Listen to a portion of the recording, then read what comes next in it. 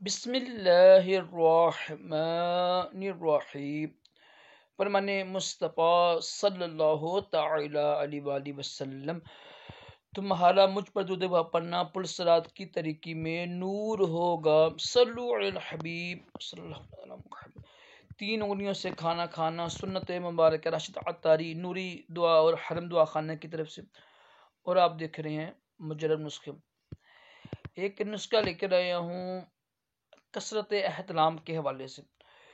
جن لوگوں کو زیادہ احتلام ہوتا ہے نا، یعنی نائٹ فال ہوتا ہے، رات کو کپڑے گندے ہو جاتے ہیں، نماز پڑھنے میں مشکل ہوتی ہے، تو اس کی بے شمار وجوہات۔ کوشش کیا کریں شام کے بعد نا کھانا جلدی کھا لیں، پانی کم پئیں، گرم چیزوں سے پرہیز کریں، سوچیں، آنکھیں دل ہر چیز جب پاک رکھیں گے نا آپ، ایک جب گندی ہوتی تب ہی احتلام ہوتے ہیں۔ کوشش کریں معدہ بھی ٹھیک رہے، قبض نہ ہونے دیں۔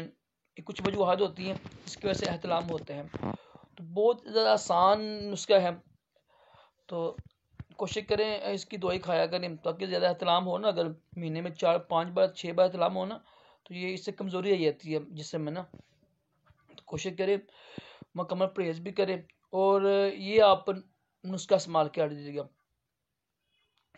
بڑا عجیب نسخہ لگے گا آپ کو، لیکن الحمدللہ یہ کثرت احتلام کا زبردست نسخہ ہے۔ صبح خالی پیٹ نا کچی بھنڈی ہوتی ہے نا، کچی 2 بھنڈی لے کے نا جو پکاتی ہیں سبزی جو ہوتی ہے، ایک کالی بھنڈی ہوتی ہے، ایک دوسری بھنڈی ہوتی ہے۔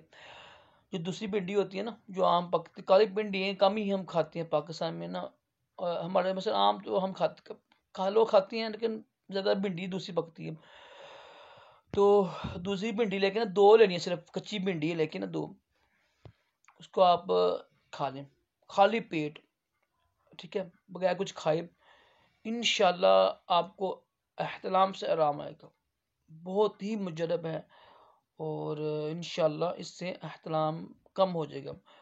احتلام کی دوائی کے لیے رابطہ کیجیے گا، انشاءاللہ بہترین دوائی ہے، قطروں کے لیے بھی اور جتنی بھی دوسری بیماری ہیں الحمدللہ۔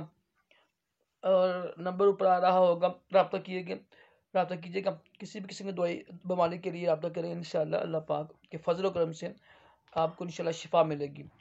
اللہ پاک ہم سب کو احتلام اور دوسری تمام جسمانی روحانی بیماریوں سے محفوظ رکھیں، دونوں جہانوں کی بلائیں عطا کرے، تمام جسمانی روحانی بیماریوں سے محفوظ رکھیں۔ صلو علی الحبیب صلی اللہ علی محمد صلی اللہ علیہ وسلم۔